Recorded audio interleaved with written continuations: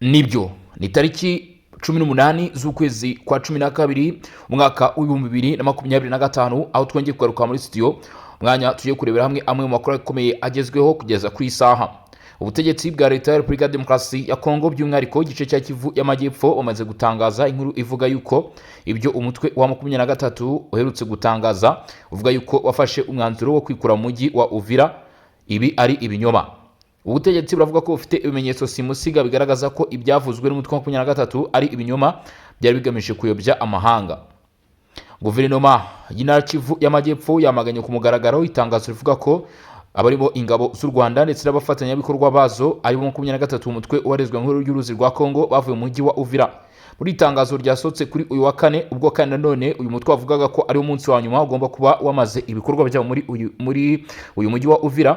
Iyi guverinoma ivuga ko ibyo byatangajwe ari amayeri yo guhisha ukuri ndetse no kugabanya igitutu mpuzamahanga, nyamara nta kwikuranya kuri kwabaye kuri ubutaka bwa Uvira nkuko abayobozi b'intara babitangaza. Itangazo 23 yashyize hanze ryo ku itariki 17 Ukuboza rivuga ko hari kwikura buhoro buhoro bikarangira ku itariki 18 Ukuboza ntirijyanye n'ibiri kugaragara mu by'ukuri.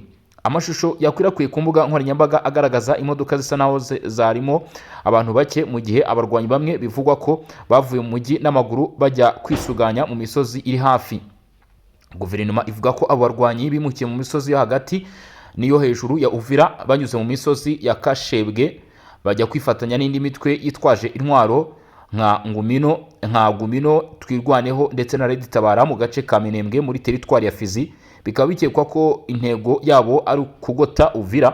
Ikindi giteye impungenge nk'uko byatangajwe ni uko hari imitwe ifite intwaro zikomeye igaragara mu cyerekezo cya Makobola ndetse na Baraka kiri mu ntera Pluto itarenze kilometero 10 uvuye Uvira, aho bafite umugambi wo kwikura, aho badafite umugambi wo kwikura. Hari n'abandi barwanyi bagaragaye hafi ya Road Point Kavimvira batigeze barenga aka gace ka Kiriba kari hafi ya kilometero 12 uvuye mu mujyi. Ku buyobozi bw'intara ibi byose byemeza ko hari igikorwa cyo kubeshya kigamije gutuma rubanda n'amahanga batekereza ko ikibazo cyakemutse. Itangazo rinavuga ko kuva mu gitondo cyo kuri 18 Ukuboza hagaragaye abantu batazwi bambaye imyenda isanzwe bikekwa ko abo ari abarwanyi bihishe bambuye impuzankano zabo bakambara imyenda ya gisivile bategereje kongera kugaba igitero kuri guverinoma. Ku buyobozi bw'intara kandi bufite impungenge z'uko hashobora kubaho gusahura ndetse no gusenya uruganda rw'isukari rwa Kivu rukiri mu nzira zo kongera gukora. Bikaba byari ingaruka zikomeye ku bukungu bw'akarere ndetse no ku bantu bagera ku 300 bashaka gutakariza akazi kabo muri ibi bikorwa by'inyeshyamba. Hashingiye kuri ibi byose ubuyobozi bw'Intara Kivu y'Amajyepfo bwanze kwemeza ko habayeho kwikura kw'ingabo ndetse n'abarwanyi umutwe wa 23 mu bice bya Kivu y'Amajyepfo muri umujyi wa Uvira, ndetse banamagana icyo bita igikorwa cyo kwamamaza kigamije kugabanya igitutu mpuzamahanga, by'umwihariko igitutu cyaturukaga muri Leta Zunze Ubumwe za Amerika mu gihe ihohoterwa n'ubusahuzi bikomeje. Ubuyobozi bw'Intara Kivu y'Amajyepfo burasaba umuryango mpuzamahanga Loni, umuryango wa Afurika yunze ubumwe, umuryango umwe w'ibihugu by'Uburayi ndetse n'imiryango irengera uburenganzira bwa muntu guhagarara igakomera ku kwamagana ihohoterwa rishinjwa u Rwanda ndetse na 23 no kongera kurinda abasivile, aho basaba kandi ko Leta Zunze Ubumwe za Amerika n'abafatanyabikorwa bazo bagomba gusaba ko habaho kwikura nyakuri kandi kose kw'ingabo z'u Rwanda nabo bafatanyije mu bice byose byigaruriwe muri Kivu y'Amajyepfo ndetse na Kivu y'Amajyaruguru hakubahirizwa amategeko mpuzamahanga.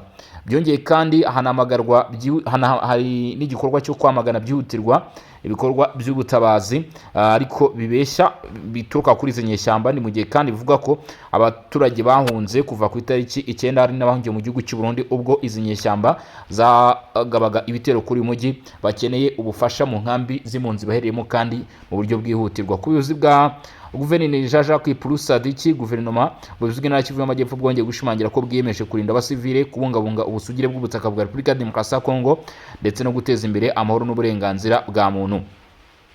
Ubuyobozi bw'Intara Kivu y'Amajyepfo bwamaganye kandi ugushidikanya ku itangazo rya 23 rivuga ko ingabo z'u Rwanda n'abafatanyabikorwa bazo bavuye mu mujyi wa Uvira, bavuga ko ari amayeri yo kubeshya atajyanye n'ukuri kugaragara ku butaka.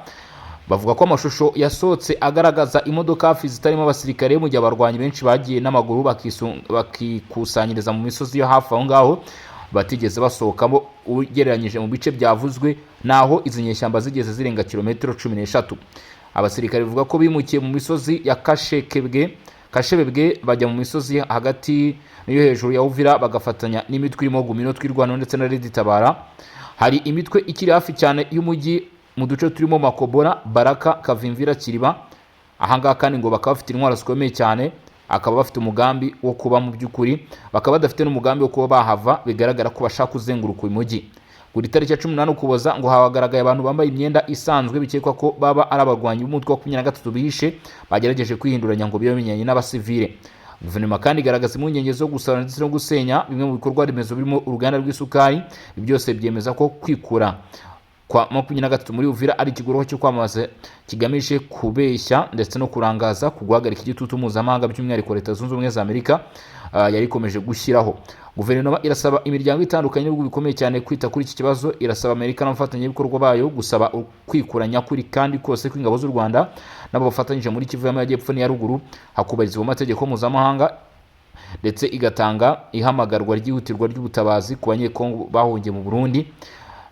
Mu by'ukuri iyi rero akaba ari inyandiko yashyizwe hanze ishyirwaho umukono na Maître Ruganwa Bashizi Didier Kabi, akaba ari we rero washyize umukono kuri iyi nyandiko, akaba yashyize umukono kuri iyi nyandiko mu rwego rw'ubuyobozi bw'intara ya Kivu y'Amajyepfo.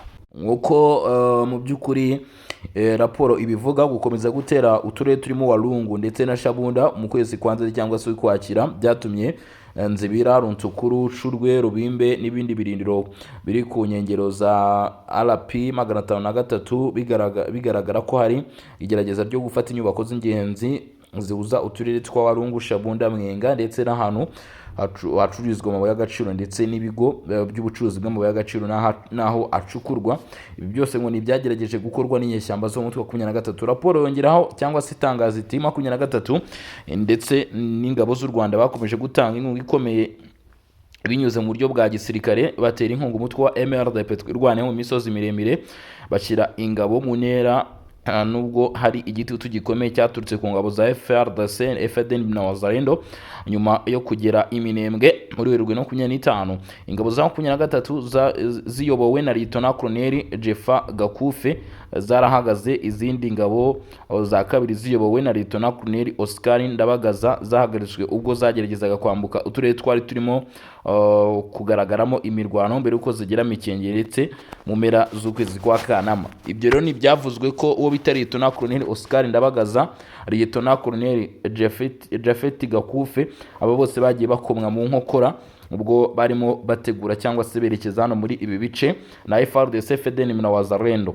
Nkuko inyandiko imwe ibivuga, ufasha 23 ndetse yagiye ibona bwakomeje kuba ingenzi kubera ko inzira za MRDP twirwanaho zo kugera ku bigo by'abaturage by'abanyamurenge zasenyutse, kandi ako karere gari gakomeje gukaza imbaraga mu bice bigakikije. Ubwo nyine no kugaruka kuri bya bice bagiye bagerageza kugabamo ibitero. Bivuga ko ibice urugero nka Shabunda hagaragaraga cyane cyane mu berimo ka satellite kuruta, ndetse ibi byose mu by'ukuri bikaba byaragiye bicukurwa mu duce tugiye dutandukanye avuga hafi ya Nzovu ndetse n'ahandi. Nyuma y'uko hari n'ibindi bice byagiye bifatwa, dore ko Kivu y'Amajyepfo bigaragara ko yagiye ivamo umusaruro mwinshi cyane wa Casterite ndetse na Korota. Ibi byatumaga inyeshyamba z'umutwe wa 23 nk'uko bigaragara muri iyi raporo zirushaho kugenda zagura ibice. Kuri runo ruhande impuguke za Loni zigaragaza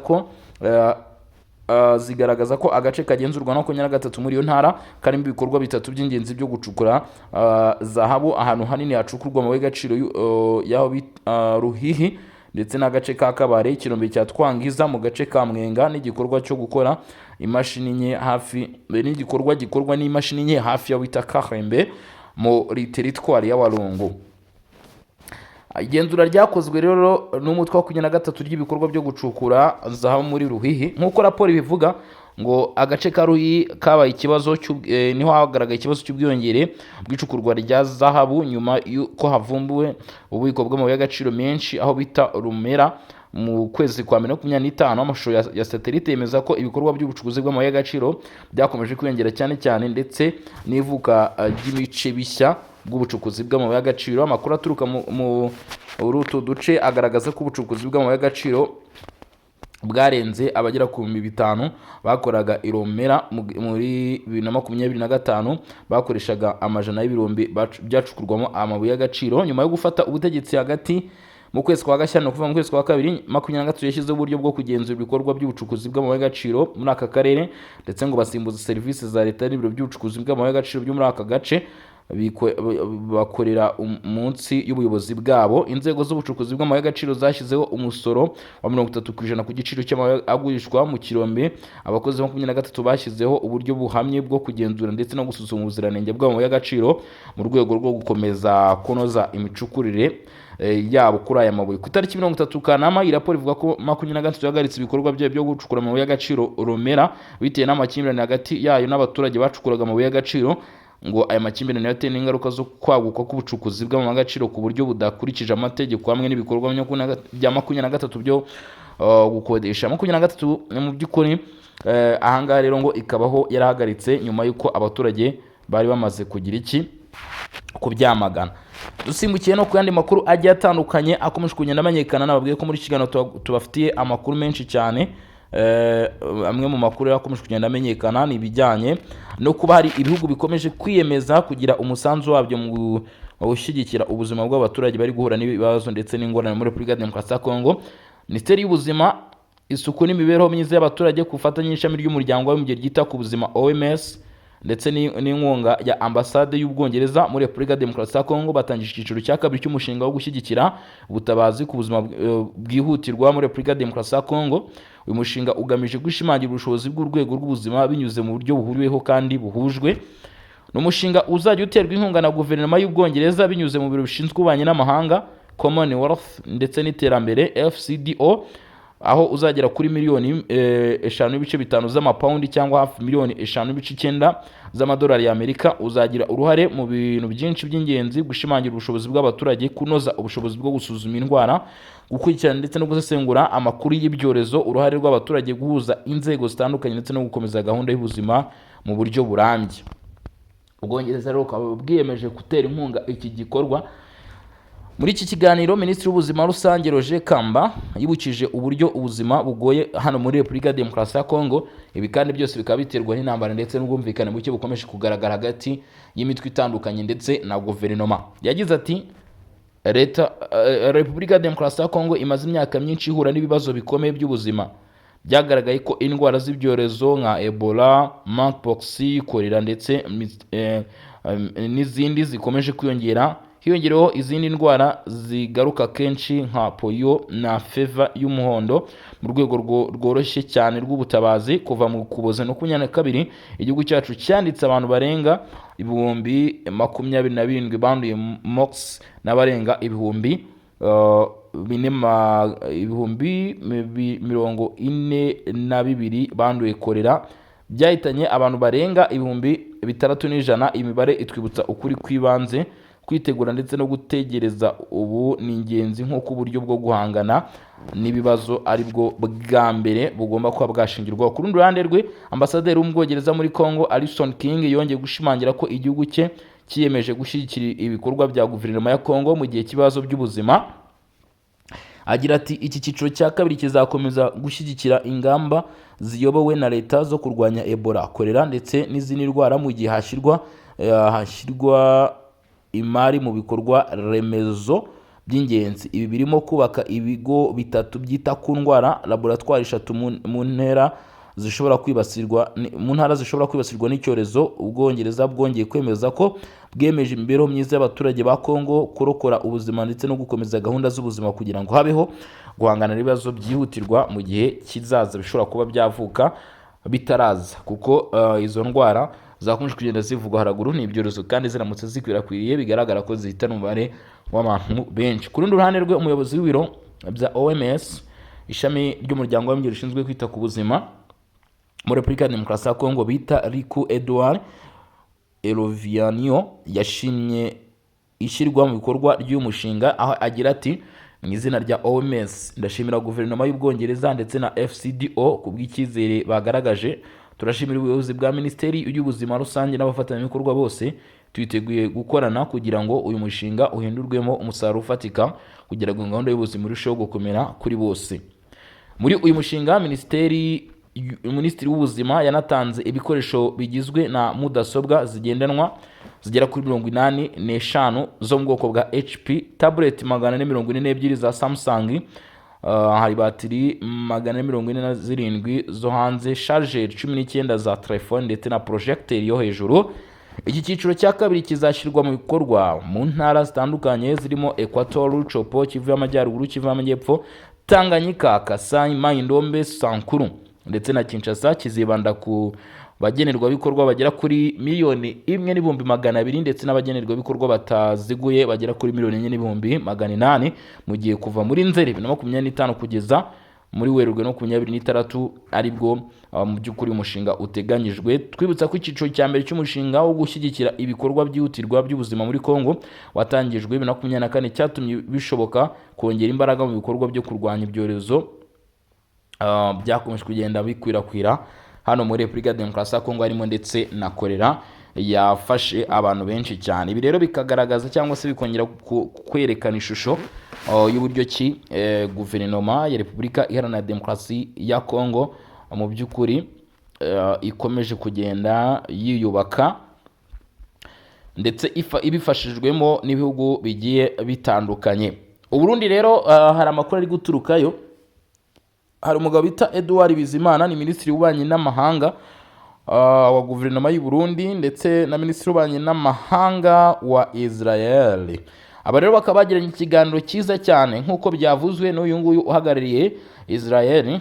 Avuga ko yagiranye ikiganiro na mugenzi we w'u Burundi ndetse iki kiganiro kigamije guteza imbere imikoranire mu iterambere ndetse ashimira u Burundi cyane.